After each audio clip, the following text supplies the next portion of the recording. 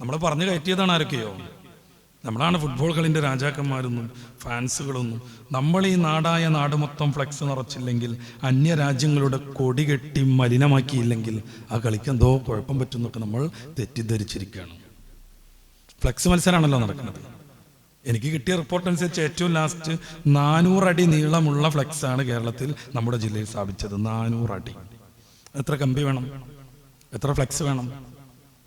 അതിൽ നിന്ന് എന്തൊക്കെ കെമിക്കൽ അന്തരീക്ഷത്തിൽ പരന്നുകൊണ്ടിരിക്കുന്നു. ആ നാട്ടുകാരുടെ ആരോഗ്യത്തിന് എത്രമേൽ അത് ക്ഷീണം വരുത്തുന്നു. എത്ര ലക്ഷം രൂപ അത്തരം സാങ്കേതികൾക്ക് വേണ്ടി ചെലവഴിക്കപ്പെടുന്നു.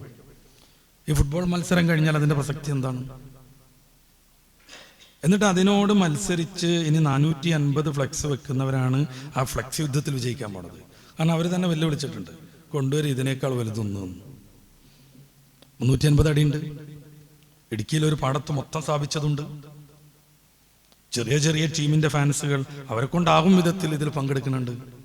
അതുകൊണ്ട് തന്നെ മലപ്പുറത്തൊക്കെ ഒരു ടൗണിലെത്തിയാൽ ഫ്ലെക്സിൻ്റെ വിഷമേൽക്കാതെ ഈ സമയത്ത് ഒരു മനുഷ്യന് തിരിച്ചു വരാൻ സാധ്യമല്ല.